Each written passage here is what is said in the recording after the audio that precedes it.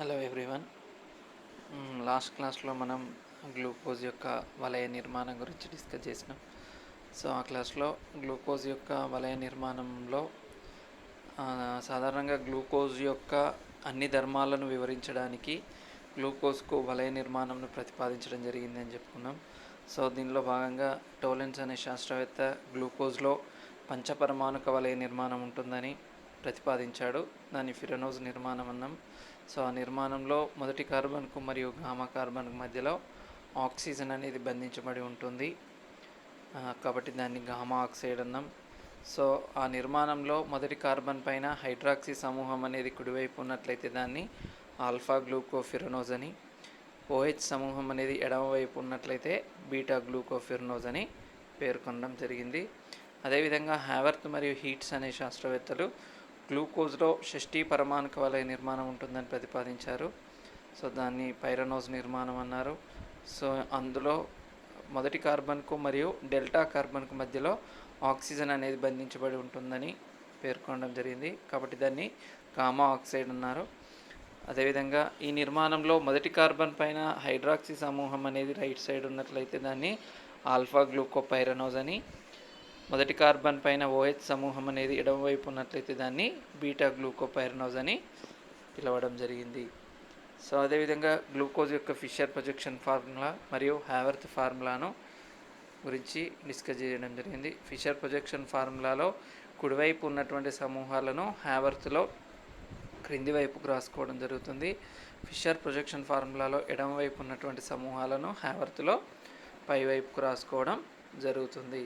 అదేవిధంగా కుర్చీ అనురూపకాలను కూడా డిస్కస్ చేయడం జరిగింది.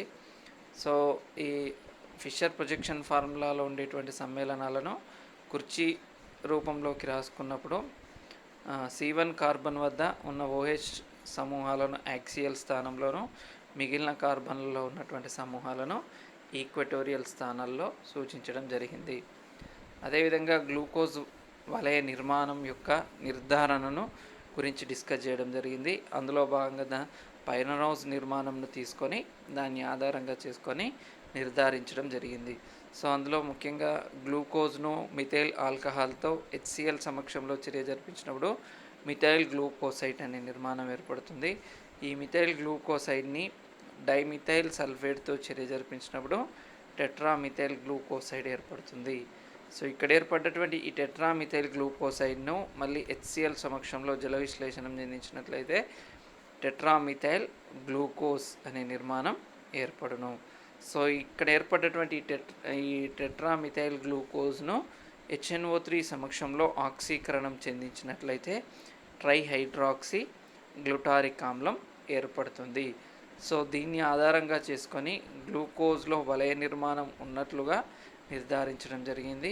అది C1 మరియు C5 కార్బన్ల మధ్య ఈ వలయ నిర్మాణం ఉన్నట్లుగా నిర్ధారించి అందులో పైరనోజ్ అనే నిర్మాణం కలదని నిర్ధారించడం జరిగింది. సో అదేవిధంగా క్షీణ భ్రమణతను గురించి లాస్ట్ క్లాస్లో చూడడం జరిగింది. క్షీణ భ్రమణత అంటే సాధారణంగా గ్లూకోజ్ ద్రావణం యొక్క ఆల్ఫా మరియు బీటా రూపాలు కాలంతో పాటుగా మార్పు చెందుతూ వాటి యొక్క విశిష్ట భ్రమణంలో మార్పు అనేది వచ్చి ఒక స్థిర విలువను చేరుకోవడం జరుగుతుంది. ఆ మార్పునే ఇక్కడ క్షీణ భ్రమణత అని అంటారు, లేదా దీన్నే మ్యూటా రొటేషన్గా పిలవడం జరుగుతుంది. సో ఇక్కడ నీటిలో స్ఫటికీకరించినటువంటి గ్లూకోజ్ ద్రావణంను తీసుకున్నప్పుడు అది ముందుగా +113 డిగ్రీస్ ఆర్ +113.5 డిగ్రీస్ భ్రమణాన్ని చూపడం జరుగుతుంది. ఇది క్రమంగా కాలంతో పాటు తగ్గుతూ +52.5 డిగ్రీస్ వద్ద స్థిరంగా ఉండడం జరుగుతుంది. అదేవిధంగా ఎసిటిక్ ఆమ్లంలో స్ఫటికీకరించినటువంటి గ్లూకోజ్ ద్రావణం ముందుగా +19.5 డిగ్రీస్ భ్రమణాన్ని చూపడం జరుగుతుంది. ఇది క్రమంగా కాలంతో పాటు పెరుగుతూ +52.5 డిగ్రీస్ వరకు ఆ స్థిర విలువను చేరుకోవడం జరుగుతుంది. ఈ విధంగా గ్లూకోజ్ యొక్క ఆల్ఫా మరియు బీటా రూపాలు పరస్పరం అందులో కలిగేటువంటి అంతర మార్పుల వలన చివరకు ఒక స్థిరమైనటువంటి సమతా స్థితిని పొందడం జరుగుతుంది. ఈ విధంగా గ్లూకోజ్లో కలిగేటువంటి అంతర మార్పులనే క్షీణ భ్రమణత లేదా మ్యూటా రొటేషన్గా పిలవడం జరుగుతుంది. సో ఇది క్షీణ భ్రమణత లేదా మ్యూటా రొటేషన్. సో లాస్ట్ క్లాస్లో మనం ఇక్కడి వరకు డిస్కస్ చేయడం జరిగింది. ఈరోజు క్లాస్లో రసాయన ధర్మాలు, గ్లూకోజ్ యొక్క రసాయన ధర్మాలు. సో ఇందులో ముందుగా ఎసిటిక్ అనహైడ్రేట్తో చర్య. గ్లూకోజ్ యొక్క రసాయన ధర్మాల్లో ముందుగా ఎసిటిక్ అనహైడ్రేట్తో చర్య. సో ఇక్కడ ఫస్ట్ గ్లూకోజ్ను 5 మోల్ల ఎసిటిక్ అనహైడ్రేట్తో చర్య జరిపించినప్పుడు పెంటా ఎసిటైల్ ఉత్పన్నం అనేది ఏర్పడుతుంది. గ్లూకోజ్ను 5 మోల్ల ఎసిటిక్ అనహైడ్రేట్తో చర్య జరిపించినప్పుడు పెంటా ఎసిటైల్ ఉత్పన్నం ఏర్పడును. సో ఇది గ్లూకోజ్ యొక్క నిర్మాణం. ఫస్ట్ కార్బన్ పైన CHO ఆల్డిహైడ్ సమూహం, రిమైనింగ్ 4 కార్బన్స్ అసౌస్టవ కార్బన్లు, అవి లాస్ట్ కార్బన్ పైన ప్రైమరీ ఆల్కహాల్. సో ఇది C6H12O6 ఫార్ములాను కలిగినటువంటి గ్లూకోజ్ యొక్క నిర్మాణం.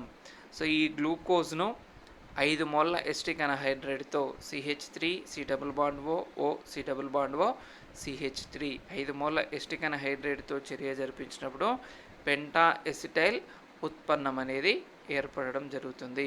సో ఇక్కడ హైడ్రోజన్ అనేది వెళ్ళిపోయి CH3 అనే సమూహం యాడ్ అవ్వడం జరుగుతుంది. సో ఈ పాట్ అనేది యాడ్ అవ్వడం జరుగుతుంది. సో ఫలితంగా పెంటా ఎసిటైల్ ఉత్పన్నం అనేది ఏర్పడుతుంది. సో ఇక్కడ బై ప్రోడక్ట్గా 5 మోల్ల ఎసిటిక్ ఆమ్లం అనేది ఫామ్ అవ్వడం జరుగుతుంది. ఈ విధంగా గ్లూకోజ్ అనేది 5 మోల్ల ఎసిటిక్ అనహైడ్రేట్తో చర్య జరిపి పెంటా ఎసిటైల్ ఉత్పన్నంను ఏర్పరచును. దెన్ నెక్స్ట్ రియాక్షన్ టోలెన్స్ కారకంతో చర్య. సో ఇక్కడ అమోనికల్ సిల్వర్ నైట్రేట్నే టోలెన్స్ కారకంగా పేర్కొనడం జరుగుతుంది. సో గ్లూకోజ్ను Ag2O సిల్వర్ ఆక్సైడ్తో చర్య జరిపించినప్పుడు ఇక్కడ గ్లూకోనిక్ ఆమ్లం అనేది ఏర్పడడం జరుగుతుంది. సో అప్పుడు ఇక్కడ సిల్వర్ మిర్రర్ ఆల్డిహైడ్స్ అనేటివి సిల్వర్ మిర్రర్ని ఏర్పరచడం జరుగుతుంది. అదేవిధంగా ఫెయిలింగ్ కారకంతో చర్య. ఇక్కడ కాపర్ సల్ఫేట్ అనేది 2 మోల్స్ సోడియం హైడ్రాక్సైడ్తో చర్య జరిపి కాపర్ హైడ్రాక్సైడ్ని ఏర్పరచడం జరుగుతుంది. అదేవిధంగా సోడియం సల్ఫేట్ని ఏర్పరుస్తుంది.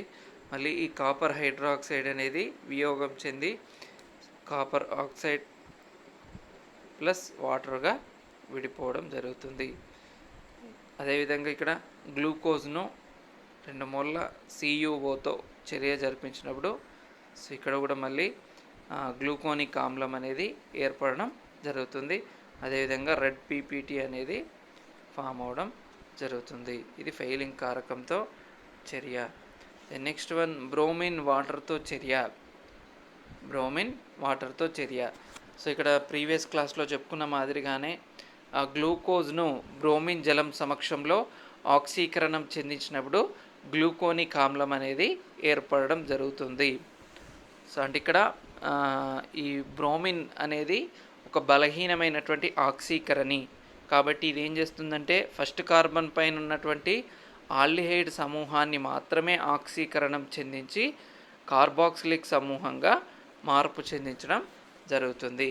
సో ఈ ఫస్ట్ కార్బన్ పైన ఉన్న ఆల్డిహైడ్ సమూహాన్ని ఆక్సీకరణం చెందించి కార్బాక్సిలిక్ సమూహంగా మార్పు చెందుతుంది. ఫలితంగా గ్లూకోనిక్ ఆమ్లం అనేది ఏర్పడుతుంది. నెక్స్ట్ వన్ HNO3తో చర్య. సో ఇక్కడ గ్లూకోజ్ను HNO3 సమక్షంలో ఆక్సీకరణం చెందించినప్పుడు శాకారిక్ ఆమ్లం అనేది ఏర్పడుతుంది. సో ఇక్కడ HNO3 అనేది ఒక బలమైనటువంటి ఆక్సీకరణి కాబట్టి ఫస్ట్ కార్బన్ పైన ఉన్నటువంటి ఆల్డిహైడ్ సమూహాన్ని మరియు చివరి కార్బన్ పైన ఉన్నటువంటి ఆల్కహాల్ సమూహాన్ని రెండింటినీ కూడా ఆక్సీకరణం చెందించి కార్బాక్సిలిక్ సమూహాలను ఏర్పరచడం జరుగుతుంది. ఫలితంగా శాకారిక్ ఆమ్లం అనేది ఏర్పడుతుంది. సో ఈ విధంగా గ్లూకోజ్ అనేది HNO3 సమక్షంలో ఆక్సీకరణం చెంది శాకారిక్ ఆమ్లంను ఏర్పరచును. అదేవిధంగా సోడియం అమాల్గంతో చర్య NaHgతో చర్య. సో ఇక్కడ గ్లూకోజ్ను సోడియం అమాల్గమ్ సమక్షంలో లేదా సోడియం హెచ్జి సమక్షంలో చర్య జరిపించినప్పుడు, క్షయకరణ చర్య జరిపించినప్పుడు సార్బిటాల్ అనే ఉత్పన్నం ఏర్పడుతుంది. సో ఈ చర్యలో ఫస్ట్ కార్బన్ పైన ఉన్నటువంటి ఆల్డిహైడ్ సమూహం ఆల్కహాల్ సమూహంగా మార్పు చెందడం జరుగుతుంది. క్షయకరణం చెంది సార్బిటాల్ అనే నిర్మాణంను ఉత్పన్నాన్ని ఏర్పరచడం జరుగుతుంది. అదేవిధంగా హెచ్సిఎన్తో చర్య, హైడ్రోజన్ సయనైడ్తో చర్య. సో ఇక్కడ గ్లూకోజ్ అనేది హెచ్సిఎన్ లేదా హైడ్రోజన్ సయనైడ్తో చర్య జరిపి సయనోహైడ్రిన్ అనే నిర్మాణంను ఏర్పరచడం జరుగుతుంది. గ్లూకోజ్ హెచ్సిఎన్తో చర్య జరిపి సయనోహైడ్రిన్ నిర్మాణాన్ని ఏర్పరచును. అదేవిధంగా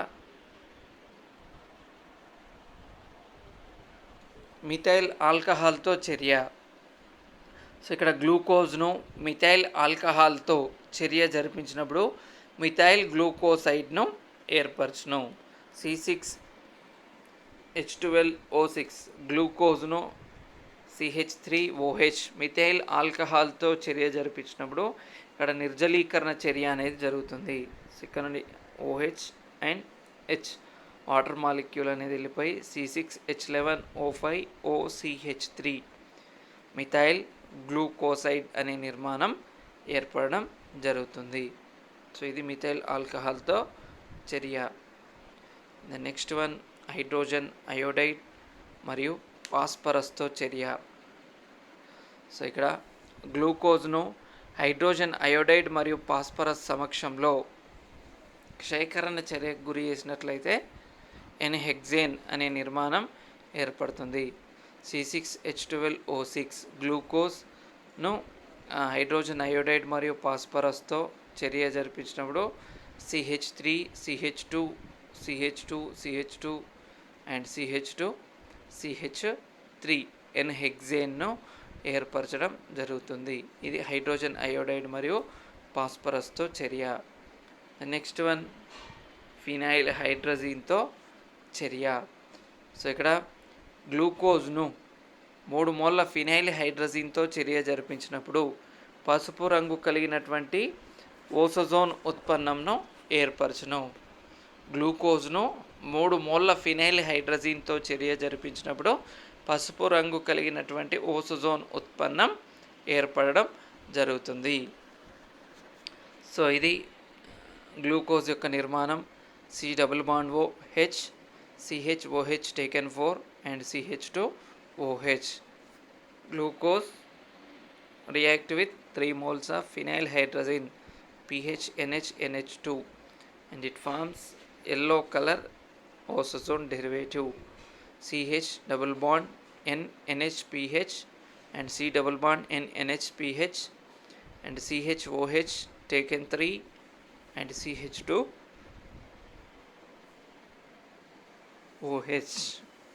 CH2OH ఎల్లో కలర్ ఓసోజోన్ నిర్మాణం అనేది ఏర్పడడం జరుగుతుంది. సో దీని యొక్క ఈ చర్య యొక్క చర్యా విధానాన్ని కనుక చూసినట్లయితే ముందుగా గ్లూకోజ్ను 1 మోల్ ఫినైల్ హైడ్రజీన్తో చర్య జరిపించినప్పుడు గ్లూకోజ్ను 1 మోల్ ఫినైల్ హైడ్రజీన్తో చర్య జరిపించినప్పుడు ఇక్కడ గ్లూకోజ్లోని ఆక్సిజన్ అదేవిధంగా ఫినైల్ హైడ్రజీన్లోని H2 అనేది వాటర్ మాలిక్యూల్గా బయటికి వెళ్ళిపోవడం జరుగుతుంది. -H2O అనేది వెళ్ళిపోయి మనకు మధ్యస్థ ఉత్పన్నం ఏర్పడడం జరుగుతుంది. అదేవిధంగా ఈ కార్బన్ వద్దకి NHPH అనే ఉత్పన్నం వచ్చి చేరడం జరుగుతుంది.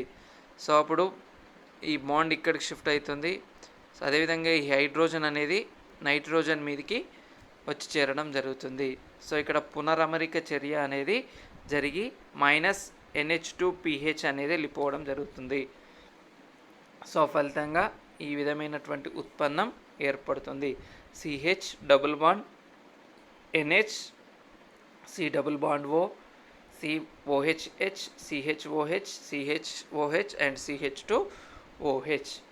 సో ఈ విధమైన నిర్మాణం ఏర్పడినప్పుడు దీనిని మళ్ళీ 2వ మోల్ ఫినైల్ హైడ్రజీన్తో చర్య జరిపించినప్పుడు 2వ మోల్ ఫినైల్ హైడ్రజన్తో చర్య జరిపించినప్పుడు మళ్ళీ నిర్జలీకరణ చర్య అనేది జరుగుతుంది. -H2O అనేది వెళ్ళిపోయి, సో ఇక్కడ సెకండ్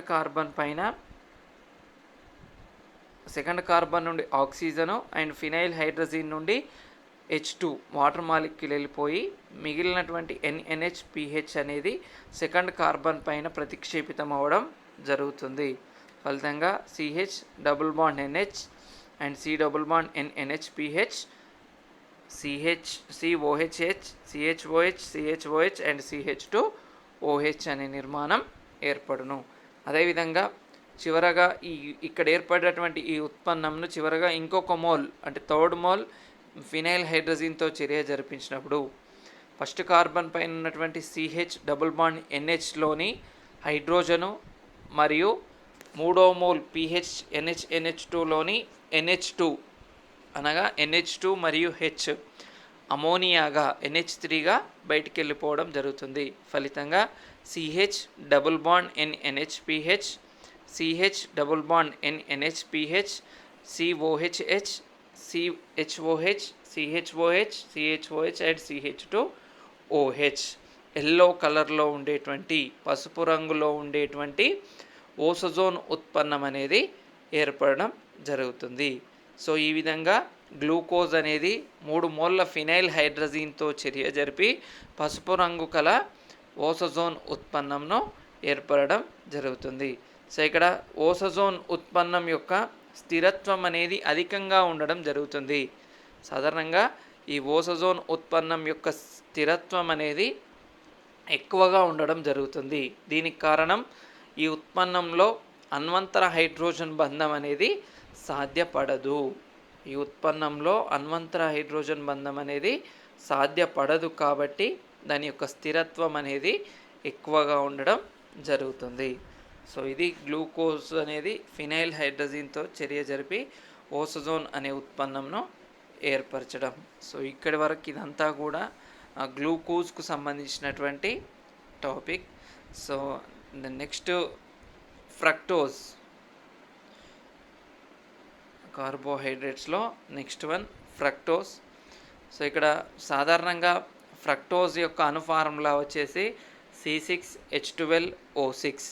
గ్లూకోజ్లో మాదిరిగానే ఫ్రక్టోజ్లో కూడా C6H12O6 అనే అణుఫార్ములాను కలిగి ఉండడం జరుగుతుంది. సాధారణంగా ఫ్రక్టోజ్ పైకి సమతల ధృవిత కాంతిని ప్రసరింపజేసినప్పుడు ఈ ఫ్రక్టోజ్ అనేది సమతల ధృవిత కాంతిని ఎడమవైపుకు భ్రమణం చెందించడం జరుగుతుంది. ఫ్రక్టోజ్ పైకి సమతల ధృవిత కాంతిని ప్రసరింపజేసినప్పుడు ఇది ఎడమవైపుకు భ్రమణం చెందించడం జరుగుతుంది. కాబట్టి ఈ ఫ్రక్టోజ్ను లివోలేజ్గా పిలవడం జరుగుతుంది. అదేవిధంగా ఈ ఫ్రక్టోజ్ అనేది చాలా తీయదనాన్ని కలిగి ఉండడం జరుగుతుంది. అంటే ఇది ఎక్కువగా తేనె వంటి పదార్థాలలో ఈ ఫ్రక్టోజ్ అనేది ఎక్కువగా లభించడం జరుగుతుంది. అదేవిధంగా ఇక్కడ సుక్రోజ్ను జల విశ్లేషణం చెందించినప్పుడు ఫ్రక్టోజ్ అనేది ఏర్పడడం జరుగుతుంది. సుక్రోజ్ను జల విశ్లేషణం చెందించినప్పుడు ఫ్రక్టోజ్ ఏర్పడుతుంది. సో ఇక్కడ C12H22O11 ఇది ఫ్రక్టోజ్ యొక్క ఫార్ములా. ఫ్రక్టోజ్ అనేది H2Oతో చర్య జరిపి జల విశ్లేషణంలో పాల్గొని C6H12O6 మరియు C6H12O6ను ఏర్పరచడం జరుగుతుంది. అంటే ఒక మోల్ ఫ్రక్టోజ్ మరియు ఒక మోల్ గ్లూకోజ్ను ఏర్పరచడం జరుగుతుంది. దెన్ నెక్స్ట్ వన్ ఫ్రక్టోజ్ యొక్క సరళమాలిక నిర్మాణం లేదా ఫ్రక్టోజ్ యొక్క శృంఖల నిర్మాణం. సో ఇక్కడ ఫ్రక్టోజ్ యొక్క సరళమాలిక నిర్మాణం లేదా శృంఖల నిర్మాణం కనుక చూసినట్లయితే అనేక ప్రాథమిక విశ్లేషణల పద్ధతుల ద్వారా ఆ పద్ధతులను అనుసరించి ఫ్రక్టోజ్ యొక్క అణుఫార్ములాను C6H12O6గా నిర్ణయించడం జరిగింది. అనేక ప్రాథమిక అంశాలను అనేక ప్రాథమిక పద్ధతులను అనుసరించి ఈ ఫ్రక్టోజ్ యొక్క అణుఫార్ములాను C6H12O6గా నిర్ణయించడం జరిగింది. సో అదేవిధంగా ఈ ఫ్రక్టోజ్ను గ్లూకోజ్లో మాదిరిగానే ఫ్రక్టోజ్ను 5 మోల్ల ఎస్టిక్ అన్హైడ్రైడ్తో చర్య జరిపించినప్పుడు పెంటా ఎస్టైల్ ఉత్పన్నం అనేది ఏర్పడడం జరుగుతుంది. అదేవిధంగా సాధారణ పరిస్థితుల్లో ఇది నిర్జలీకరణం చెందకుండా స్థిరంగా ఉండడం జరుగుతుంది.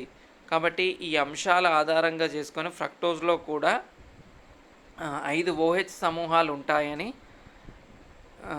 అదేవిధంగా ఆ 5 OH సమూహాలు అనేటివి వేరు కార్బన్ల పైన ఉన్నట్లుగా నిర్ధారించడం జరిగింది.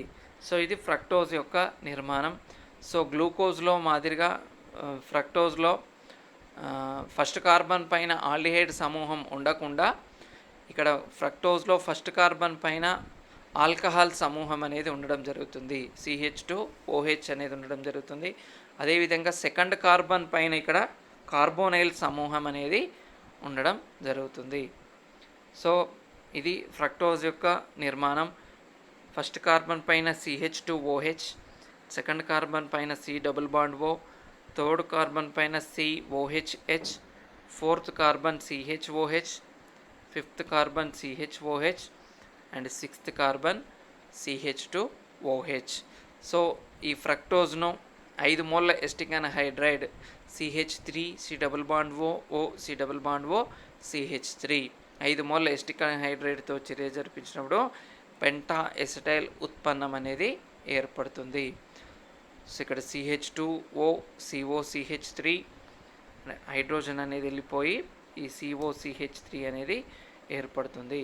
CH2O COCH3 C double bond O COCOCH3H and CHOCOCH3 CHOCOCH3 and CH2O COCH3 Penta acetyl ఉత్పన్నం అనేది ఏర్పడును. అదేవిధంగా బై ప్రోడక్ట్గా 5 మోల్ల ఎసిటిక్ ఆమ్లం అనేది ఏర్పడుతుంది. సో ఇది ఫ్రక్టోజ్ను 5 మోల్ల ఎసిటిక్ అన్హైడ్రైడ్తో చర్య జరిపించినప్పుడు పెంటా ఎసిటైల్ ఉత్పన్నం ఏర్పడుతుంది. అదేవిధంగా ఇక్కడ ఫ్రక్టోజ్ అనేది HCNతో చర్య జరిపి సయనోహైడ్రిన్ను ఏర్పరచును. ఫ్రక్టోజ్ అనేది HCNతో చర్య జరిపి సయనోహైడ్రిన్ ఏర్పరచును. అదేవిధంగా ఫ్రక్టోజ్ అనేది హైడ్రాక్సిల్ అమీన్తో చర్య జరిపి ఆక్సైమ్లను ఏర్పరచును. సో ఈ 2 చర్యలను ఆధారంగా చేసుకొని కూడా ఫ్రక్టోజ్లో కార్బోనైల్ సమూహం ఉందని తెలవడం జరుగుతుంది. ఈ 2 చర్యలను ఆధారంగా చేసుకొని ఫ్రక్టోజ్లో కార్బోనైల్ సమూహం ఉన్నట్లుగా నిర్ధారించడం జరిగింది. సో ఇది ఫ్రక్టోజ్ యొక్క నిర్మాణం. CH2OH C double bond O and CHOH taken 3 and CH2OH. So fructose అనేది HCN హైడ్రోజన్ సైనైడ్తో చర్య జరిపి సో ఇక్కడ సయనోహైడ్రిన్ ఉత్పన్నంను ఏర్పరచడం జరుగుతుంది. సో ఈ ప్లేస్లో మనకు HCN అనేది ప్రతిక్షేపితం అవుతుంది. సో గ్లూకోజ్లో మాదిరిగానే ఇక్కడ కూడా మనకు HCNతో చర్య జరిపి సయనోహైడ్రిన్ను ఏర్పరచును. సో గ్లూకోజ్లో 4 అసోస్టో కార్బన్లు ఉండగా ఫ్రక్టోజ్లో 3 అసోస్టో కార్బన్లు అనేటివి ఉండడం జరుగుతుంది. సో అదేవిధంగా ఫ్రక్టోజ్ను హైడ్రాక్సిల్ అమీన్ NH2OHతో చర్య జరిపించినప్పుడు సో ఇక్కడ నిర్జలీకరణ చర్య అనేది జరిగి ఆక్సైమ్ను ఏర్పరచడం జరుగుతుంది. సో ఈ హైడ్రాక్సిల్ అమీన్లోని హైడ్రోజను దాని కార్బోనైల్ సమూహంలోని ఆక్సిజన్ -H2Oగా వెళ్ళిపోయి ఆక్సైమ్ CH2OH C double bond NOH and CHOH taken 3 CH2OH ఆక్సైమ్ను ఏర్పరచడం జరుగుతుంది. సో ఈ విధంగా ఈ 2 చర్యలను ఆధారంగా చేసుకొని గ్లూకోజ్లో కార్బోనైల్ సమూహం ఉన్నట్లుగా నిర్ధారించడం జరుగుతుంది. సో అదేవిధంగా బ్రోమిన్ జలం సమక్షంలో ఫ్రక్టోజ్ అనేది ఆక్సీకరణం చెందదు. ఇక్కడ గ్లూకోజ్కి ఫ్రక్టోజ్కి మెయిన్ డిఫరెన్స్ ఈ రియాక్షను. సో జనరల్గా మనకు గ్లూకోజ్ అనేది బ్రోమిన్ జలంతో చర్య జరిపి గ్లూకోనిక్ ఆమ్లంను ఏర్పరచడం జరుగుతుంది. సో ఆ చర్యను ఆధారంగా చేసుకొని ఏం తెలుసుకుంటామంటే మనం గ్లూకోజ్లో ఫస్ట్ కార్బన్ పైన ఆల్డిహైడ్ సమూహం ఉన్నట్లుగా గుర్తించి ఆల్డిహైడ్ సమూహం అనేది కార్బాక్సిలిక్ సమూహంగా మార్పు చెందుతుంది అనేది ఆ చర్య ద్వారా మనం తెలుసుకోవడం జరుగుతుంది. సో ఇక్కడ బ్రోమిన్ జలంతో ఫ్రక్టోజ్ అనేది చర్య జరుపదు, అనగా ఆక్సీకరణం చెందదు.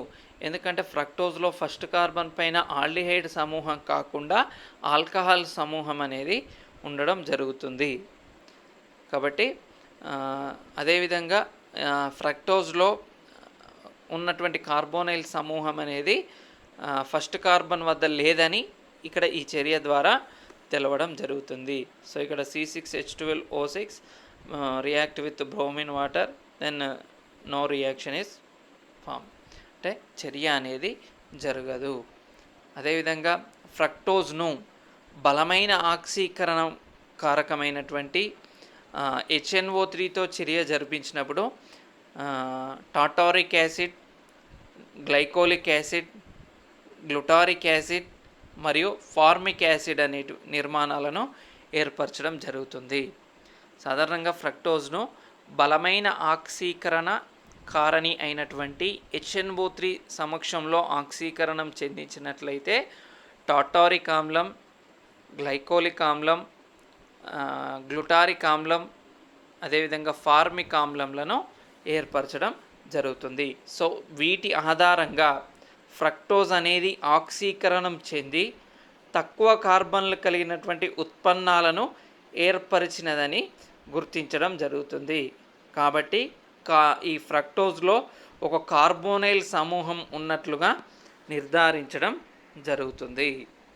సో ఈ విధంగా ఫ్రక్టోజ్ అనేది HNO3తో చర్య జరిపి తక్కువ కార్బన్లు ఉన్నటువంటి అనేక ఉత్పన్నాలను ఏర్పరుస్తుంది. కాబట్టి ఇందులో కూడా కార్బోనైల్ సమూహం ఉన్నట్లుగా గుర్తించడం జరుగుతుంది. సో ఈ చర్యను కనుక చూసినట్లయితే, సో ఇది ఫ్రక్టోజ్ యొక్క నిర్మాణం. CH2OH, C double bond O, CHOH taken 3 and CH2OH. ఫ్రక్టోజ్ను ముందుగా బలమైన ఆక్సీకరణి అయినటువంటి HNO3 సమక్షంలో ఆక్సీకరణం చెందించినప్పుడు టాటారిక్ ఆమ్లం COOH, CHOH taken 2 COOH. So ఇది టాటారిక్ ఆమ్లం యొక్క ఫార్ములా. 1 మోల్ టాటారిక్ ఆమ్లంను, అదేవిధంగా CH2OH COOH. సో ఇది గ్లైకోలిక్ ఆమ్లం యొక్క ఫార్ములా. అదేవిధంగా COOH, CHOH taken 3 and COOH. ఇది ట్రైహైడ్రాక్సీ గ్లూటారిక్ ఆమ్లం యొక్క నిర్మాణం. అదేవిధంగా HCOOH ఫార్మిక్ ఆమ్లం. సో ఈ విధంగా ఫ్రక్టోజ్ అనేది HNO3 సమక్షంలో ఆక్సీకరణం చెంది టాటారిక్ ఆమ్లంను, గ్లైకోలిక్ ఆమ్లంను, గ్లూటారిక్ ఆమ్లంను, అదేవిధంగా ఫార్మిక్ ఆమ్లంలను ఏర్పరచడం జరుగుతుంది. ద నెక్స్ట్ వన్, ఫ్రక్టోజ్ను లేదా ఫ్రక్టోజ్ యొక్క సైనోహైడ్రిన్ నిర్మాణంను జల విశ్లేషణం చెందించి దానిని రెడ్ ఫాస్ఫరస్ సమక్షంలో క్షయకరణం చెందించగా 2-మిథైల్ ఎగ్జనోయిక్ యాసిడ్ను ఏర్పరచును. 2-మిథైల్ ఎగ్జనోయిక్ ఆమ్లంను ఏర్పరచడం జరుగుతుంది. సో దీన్ని ఆధారంగా చేసుకొని ఫ్రక్టోజ్లో కార్బోనైల్ సమూహం అనేది 2వ కార్బన్ పైన ఉన్నట్లుగా గుర్తించడం జరుగుతుంది. ఫ్రక్టోజ్ సైనోహైడ్రిన్ నిర్మాణంను ముందుగా జల విశ్లేషణం చేసి దాన్ని రెడ్ ఫాస్ఫరస్ సమక్షంలో క్షయకరణ చర్య గనుక గురి చేసినట్లయితే 2-మిథైల్ ఎగ్జనోయిక్ ఆమ్లంను ఏర్పరచును. సో దీన్ని ఆధారంగా చేసుకొని ఫ్రక్టోజ్ యొక్క నిర్మాణంలో కార్బోనైల్ సమూహం అనేది 2వ కార్బన్ పైన ఉన్నట్లుగా గుర్తించడం జరుగుతుంది. సో ఇది ఫ్రక్టోజ్ యొక్క సైనోహైడ్రిన్ నిర్మాణం.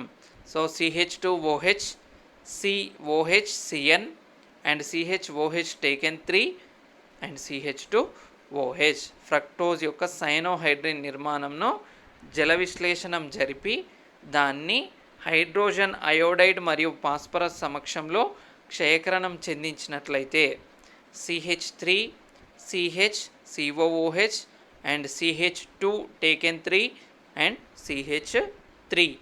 సో ఇది 2-మిథైల్ హెక్సనోయిక్ యాసిడ్, 2-మిథైల్ హెక్సనోయిక్ ఆమ్లంను ఏర్పరచును. ఈ చర్యను ఆధారంగా చేసుకొని 2nd కార్బన్ పైన కార్బోనైల్ సమూహం ఉన్నట్లుగా గుర్తించడం జరుగుతుంది. సో అదేవిధంగా ఫ్రక్టోజ్ను సోడియం అమాల్గమ్ సమక్షంలో క్షేకరణం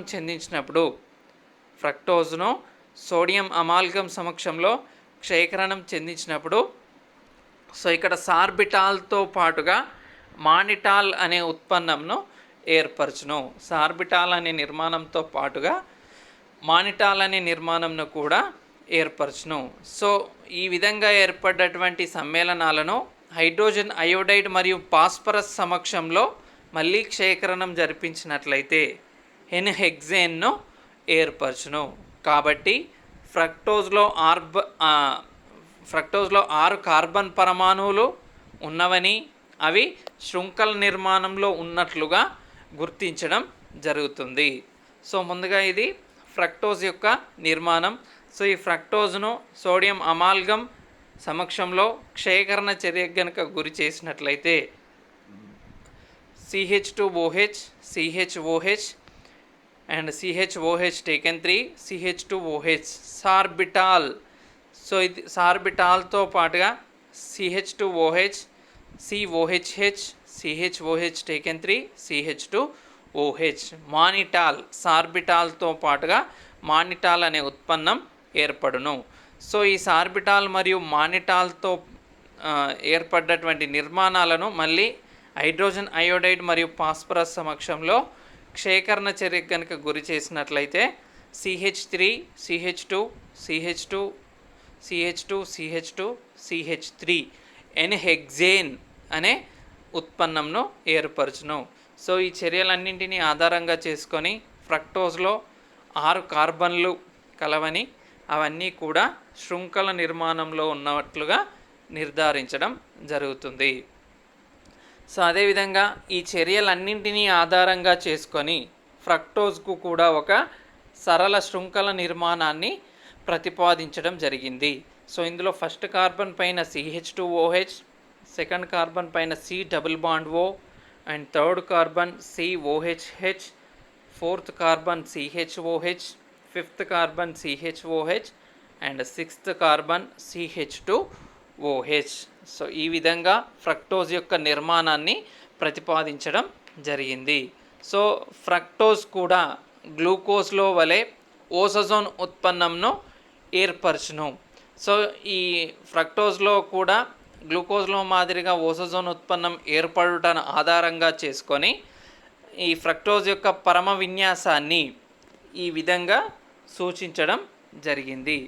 సో అదేవిధంగా ఫ్రక్టోజ్లో సాధారణంగా 3 అసౌస్టవ్ కార్బన్లను కలిగి ఉండడం జరుగుతుంది. కాబట్టి ఈ ఫ్రక్టోజ్లో 8 సాదృశ్యాలు అనేటివి సాధ్యమవడం జరుగుతుంది. సో ఇదంతా కూడా ఫ్రక్టోజ్ యొక్క సరళ మాలికా నిర్మాణం లేదా ఫ్రక్టోజ్ యొక్క శృంఖల నిర్మాణం. దెన్ నెక్స్ట్ వన్, ఫ్రక్టోజ్ సరళ మాలికా నిర్మాణంలో ఉండేటువంటి లోపాలు. సో ఇక్కడ అమోనియా మరియు సోడియం బైసల్ఫేట్ NH3 మరియు NaHSO3 వంటి సమ్మేళనాలతో ఇది సంకలన నిర్మాణాలను ఏర్పరచడం లేదు. అదేవిధంగా ఇది కూడా క్షీణ భ్రమణత అనే వింత ప్రవర్తనను ప్రదర్శించడం జరుగుతుంది. అంతేకాకుండా మిథైల్ ఆల్కహాల్తో చర్య జరిపి 2 రకాల ఉత్పన్నాలను, అవి ఆల్ఫా ఫ్రక్టోసైడ్ మరియు బీటా ఫ్రక్టోసైడ్లను ఏర్పరచడం జరుగుతుంది. సో ఈ లోపాలన్నింటినీ సవరించడానికి ఫ్రక్టోజ్కు కూడా వలయ నిర్మాణంను ప్రతిపాదించడం జరిగింది. సో ఇదంతా కూడా మనకు ఫ్రక్టోజ్ సరళ మాలికా నిర్మాణం లేదా శృంఖల నిర్మాణంలో ఉండేటువంటి లోపాలు. సో రిమైనింగ్ నెక్స్ట్ క్లాస్లో డిస్కస్ చేద్దాం. Thank you everyone.